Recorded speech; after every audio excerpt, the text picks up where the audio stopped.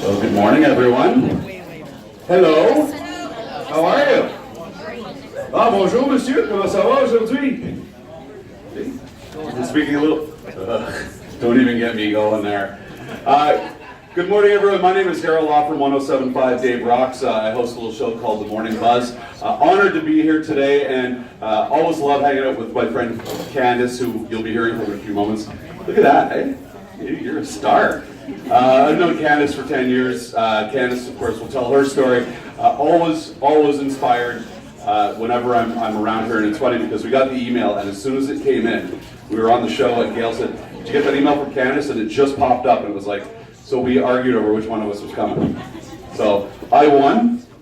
Just a reminder, be a donor. Hashtag be a donor. If you're going to be doing anything like any social media, please do that. And I always remember signing your organ donation card, which I'm sure everyone here has. I have 2 children who have signed theirs.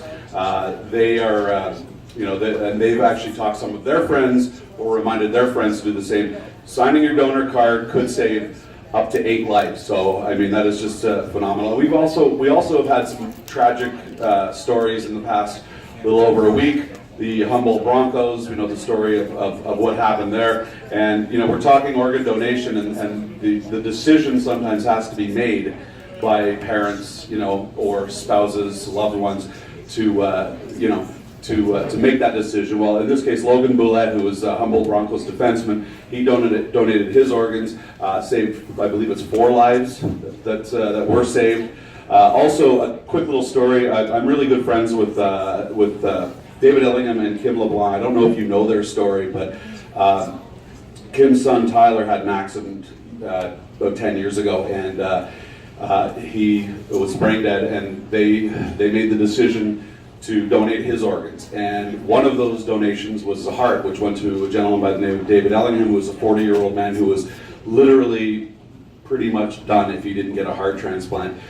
David went on to on a talk show, was telling his story about it. One of Kim's friends saw the piece and was like, she put 2 and 2 together, called Kim up, and then they realized that, yeah, that was in fact Tyler's heart that was in David. They've become the best of friends, and families vacation together. I've come to know them very, very well. And there's something that is so heartwarming to see when Kim will, on occasion, they'll have a stethoscope, and Kim can listen to Tyler's heart still beating.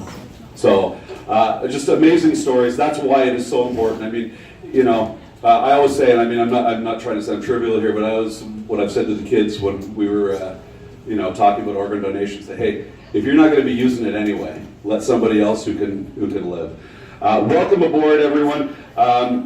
Thanks again for everyone coming out. I'm going to step aside here and let some people who have some experience, and let them take care of stuff here, including. We also want to introduce Mary Milton, who is the manager of the renal program here at Grand River Hospital. Mary. There you go. Good morning, everybody. I wanted to talk to you today about access to kidney transplantation and living donation. The Ontario Renal Network, in partnership with Trillium Gift of Life Network, has developed a strategy to increase access to kidney transplantation with a focus on living kidney donor transplants. By 2021, the annual rate of living donor kidney transplants in Ontario will increase by approximately 20%.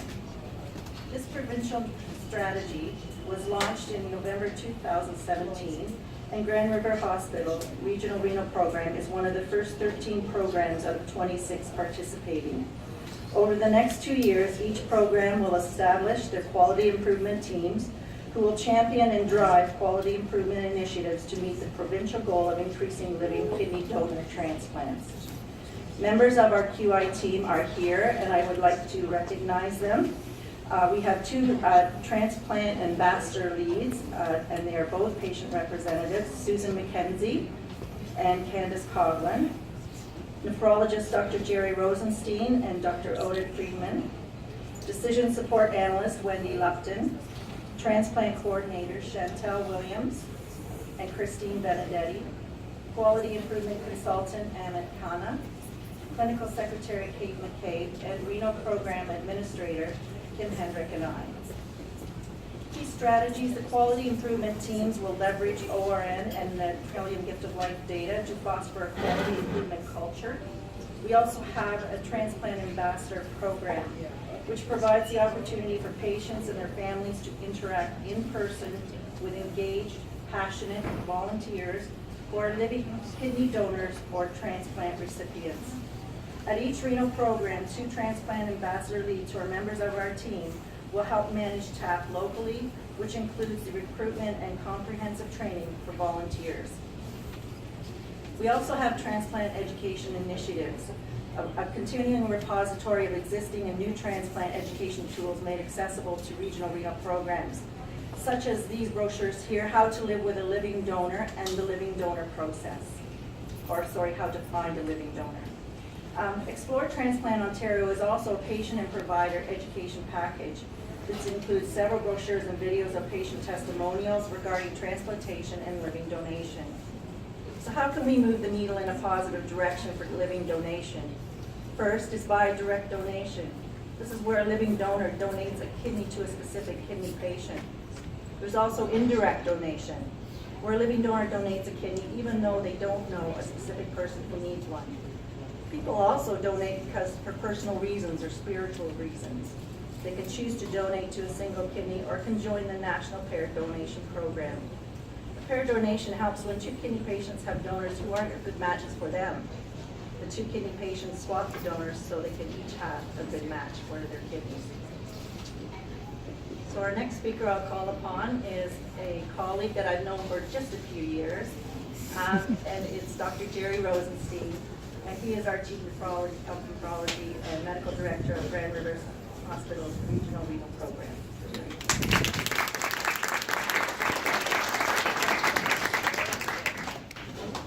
Thanks, Mary. Just a few years. Good morning, everyone. It's really wonderful to see so many people here to celebrate National Organ and Tissue Donation Awareness Month. In our renal clinics here at the Grand River Hospital and at our satellite in Guelph, we care for thousands of patients with chronic kidney disease. Our multidisciplinary teams do their very best to keep patients healthy and from progressing to end-stage kidney failure.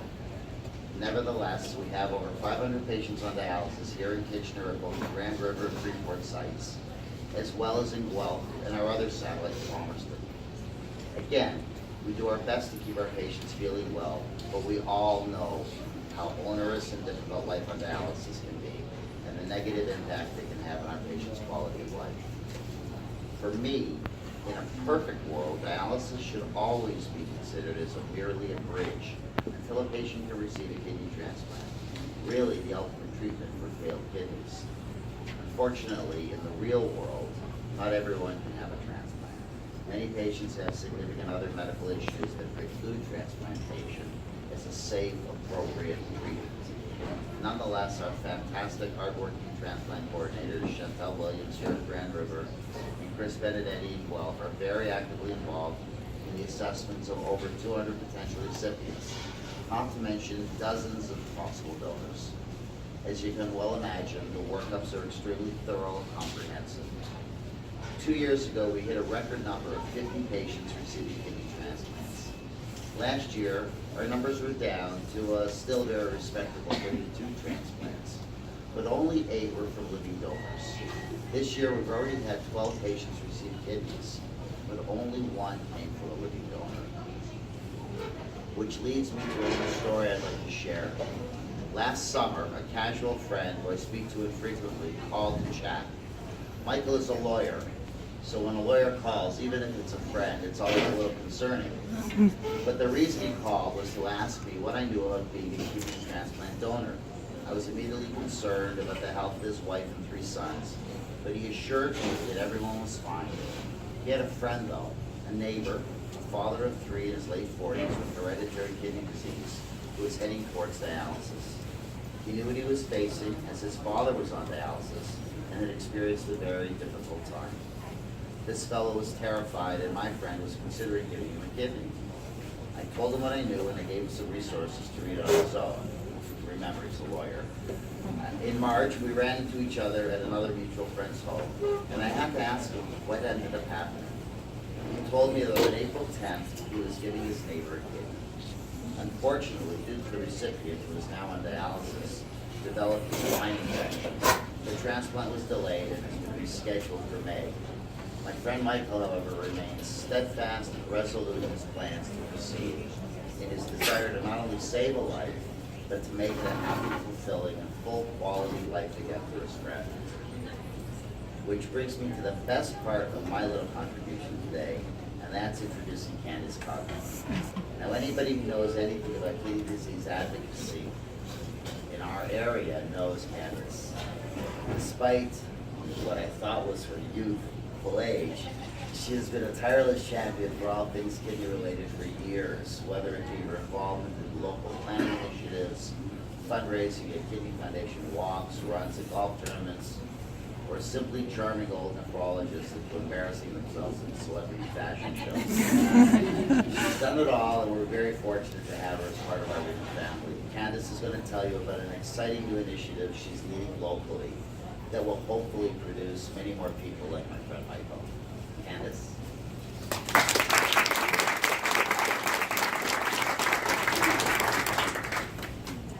Hi everyone, I know that I'm shorter, so I'm going to come a little bit closer to the mic. So my name's Candace, as Dr. Rosenstein said, and I am the provincial co-lead for a new program called the Transplant Ambassador Program. You've probably seen some of us here today wearing our lime green vests.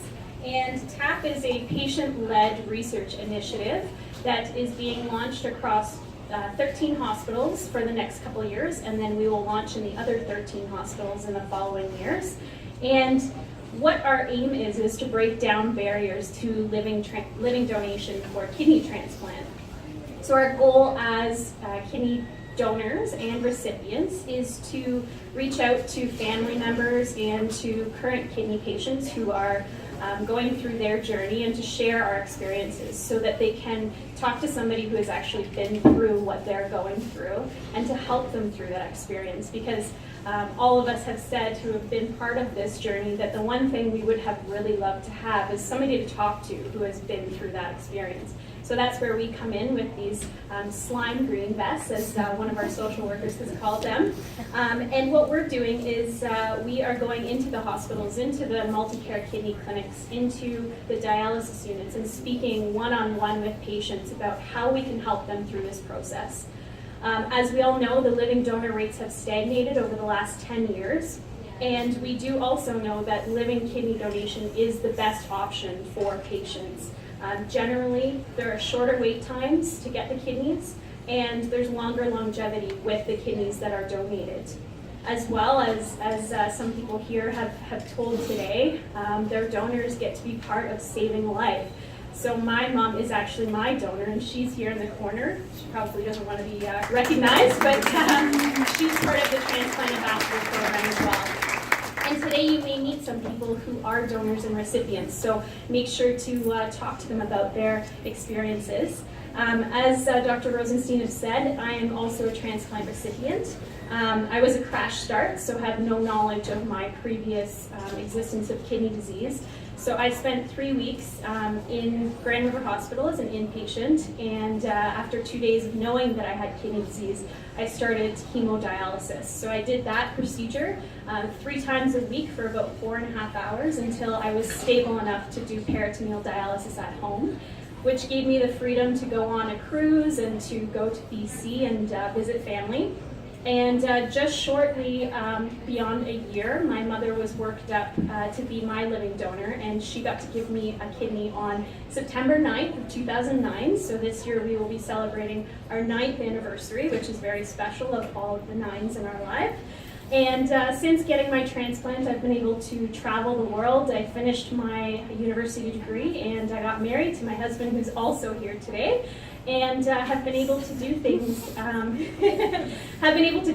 without the restriction of dialysis or feeling ill. So you'll hear again today about registering your consent to be a donor. Please do that, as you've heard earlier. But also, if you have somebody in your life who is on dialysis, talk to them about what they're going through, and maybe you could be a donor as well and save a life. So please today take some time to come back to our booth and learn more about the Transplant Ambassador program that is launching in 13 hospitals, and Grand River is one of them, and we have lots of information for you about that program. Thanks so much.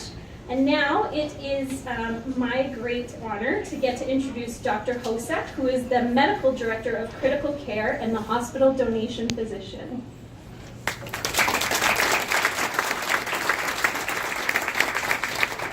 It's always my luck to come on after somebody who is a little bit vertically challenged. So I have to just act on, but we'll get by. My name is Paul Hosek, and I'm one of the ICU physicians, and I apologize. I have trouble reading my own handwriting these days, and I have to read a few talking points here, so just bear with me.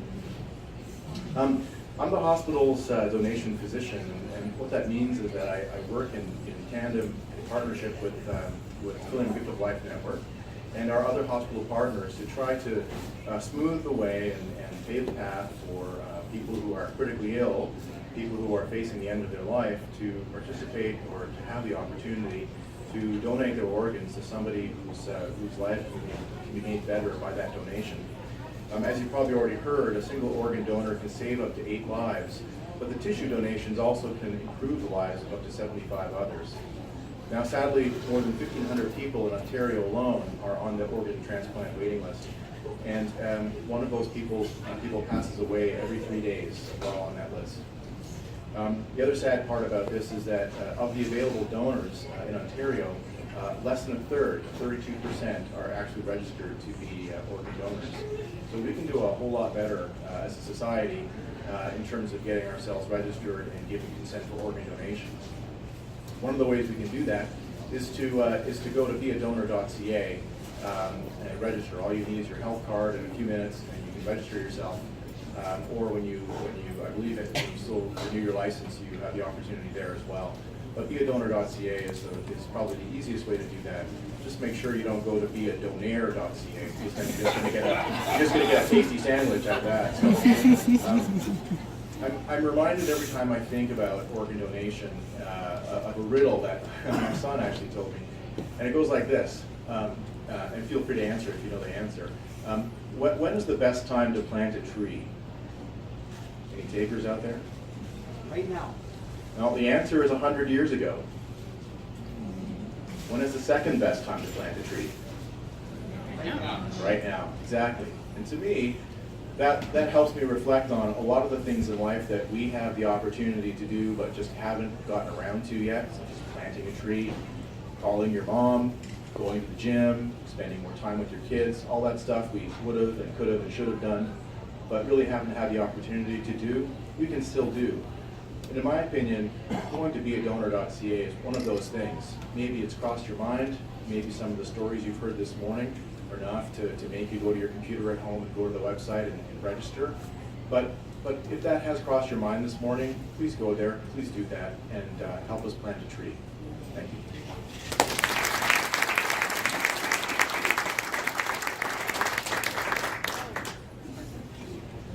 It's my pleasure to introduce the next speaker. Jessica Bailey is a kidney recipient from 1993. Welcome.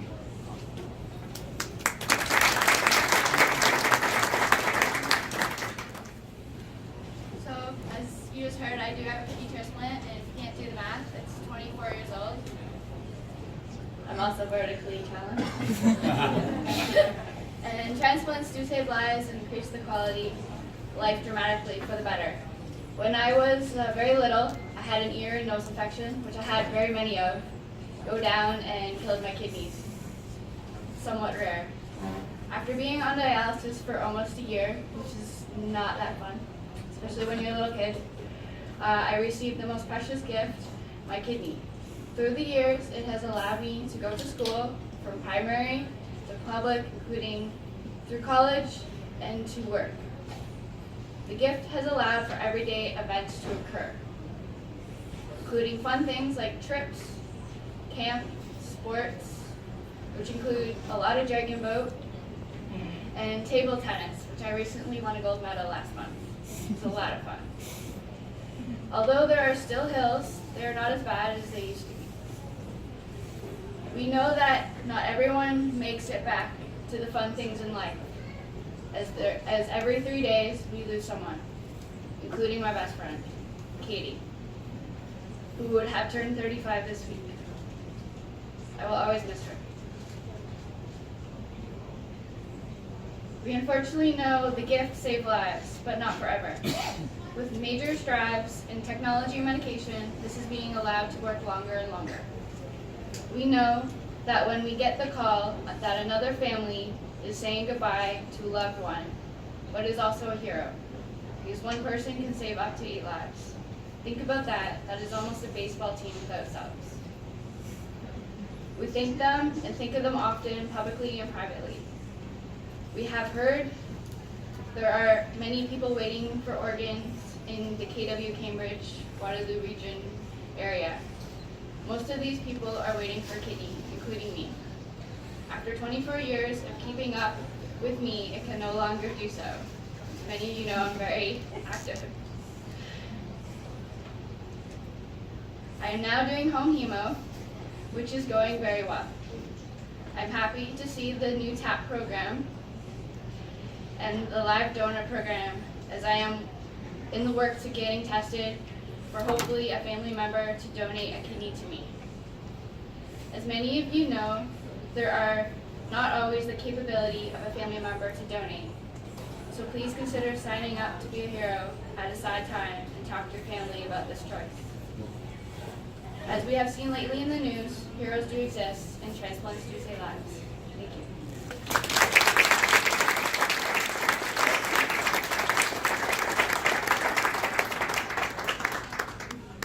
This microphone's getting a workout today, huh?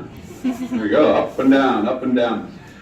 Ladies and gentlemen, thank you for being here and celebrating National Organ and Tissue Donation Month. And as I said before, I'm sure most everyone here has spoken with their loved ones about signing your donor card.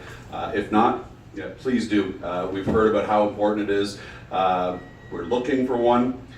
We have Candace, 9 years. September 9th, I always remember, you know what? I always remember your kidney birthday. Every time September 9th rolls around, I'm like, ooh, yeah, I guess whose birthday it is.